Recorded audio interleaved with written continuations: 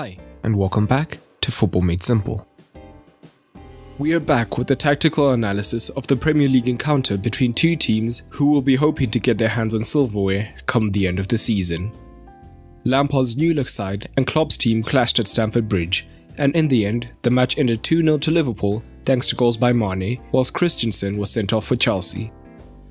The XG indicated it was a deserved win for Liverpool, 2.69 to 0.92. Although looking at the XG time distribution map, you can see that the bulk of their chances came after the red card. But what tactics did both managers use? Let's take a look. A quick reminder of the formations used by both sides, as seen on the OneFootball app. OneFootball will get you match updates, formation updates, as well as player and team stats, and so much more. And the best part is, you can get it absolutely free through the sponsored link in the description below. Let's start by looking at what Chelsea did on the ball. When Chelsea wanted to play out from the back, they dropped their centre-backs into the box, whilst pushing their full-backs wider and higher. Liverpool consistently looked to press high in the first half and to cut this off at source, with Mane and Salah positioned just outside the box and ready to push on if they tried to play short.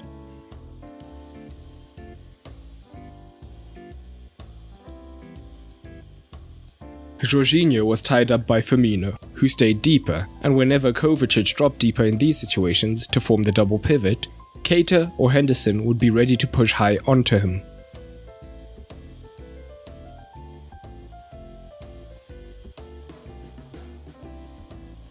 So, the only outlets were Reece James and Alonso, but in the first half, Liverpool were willing to play higher risks, with the fullbacks gambling by pushing high up and trying to win it in these zones.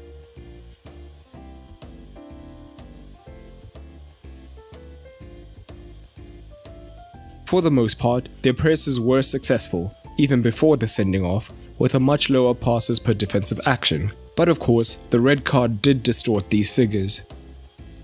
But on the occasions where they were able to bypass the first line of pressure, Liverpool were still aggressive in the press with their midfielders. Kovacic and Jorginho often formed a double pivot, whilst Kanté often pushed higher into the right half space, and he and Mount would often rotate positions, trying to get one of them free.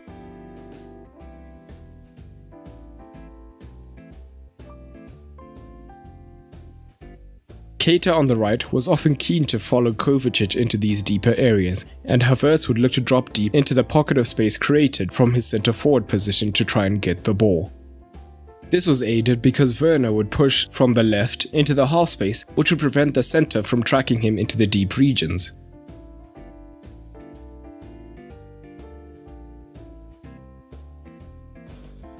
It also often drew Trent more central to try and compensate for the pace of Havertz, and this would then open up Alonso to receive the ball as Salah often stayed higher. It should be noted that at times, Trent would be caught higher up the pitch when he had been attacking, or in situations where he had pushed high to press Alonso. And particularly once Chelsea were behind, they looked for these longer balls into Werner behind the high line of pressure to try and get in on goal, which they did manage a few times. But realistically, once they went behind, they struggled to create for the most part. But how about Liverpool? What did they do with the ball? Well, even when it was 11 versus 11, Chelsea were not that aggressive in their press, instead opting for a mid-block. This meant Liverpool could play expansively with just two centre-backs in the build-up, and the full-backs pushing fairly high and wide early on.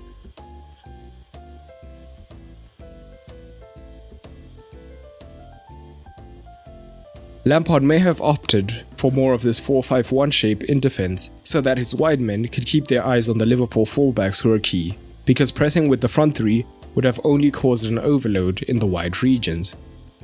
But Chelsea's midfield could be drawn into a press at times, especially on the occasions where Werner and Mount did stay higher up the pitch, and this did create space for Firmino to look to drop into. Instead of using a traditional three-man midfield, Wijnaldum often pushed much higher up into one of the half spaces, whilst Firmino occupied the other.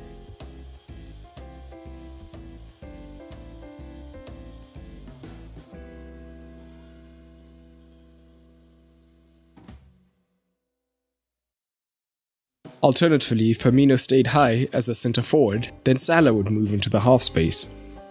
Either way, by keeping their half spaces occupied, it would draw in the Chelsea fullback much more narrow. And importantly, while Mount and Werner did track back, Both of them are not traditional wingers, and at times they would allow their runners off of them. As a result, switches into both wide regions were consistently on, and Liverpool's wide men were one-on-one fairly often.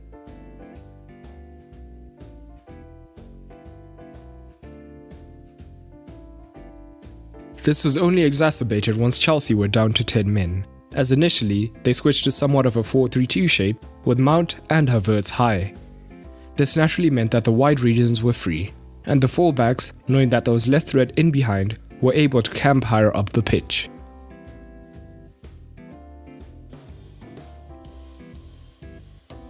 Initially, Conte was particularly able to help James out, constantly moving out wide, but Liverpool soon countered this with a central overload, with the wingers coming central into the half spaces as well as Wijnaldum pushing forwards, which then meant that Chelsea had to contract to protect zone 14.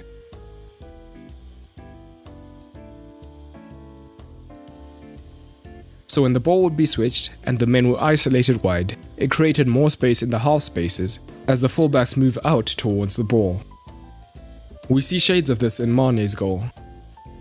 We see that the Chelsea midfield is forced narrow, and this time Trent is deeper while Salah is wide, drawing Alonso and creating space for Firmino in the half space. He receives the ball in the space, and Salah's run now sees him in the half space as well.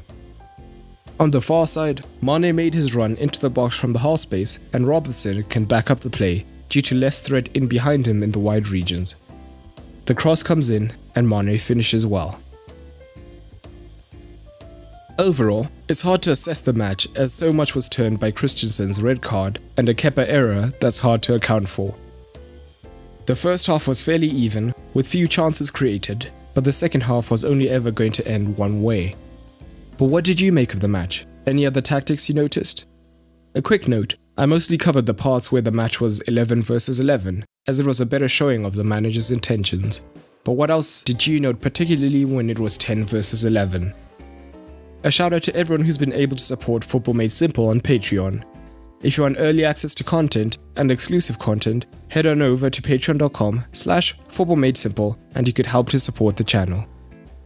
A special thanks to Faris Sami, Zaki Karetz, Rotimi Ayorinde, Stan, Eduardo Carlsberg, Harold Mendoza, Jordan Rodriguez, Pedro, Tommy, and Neo Gan.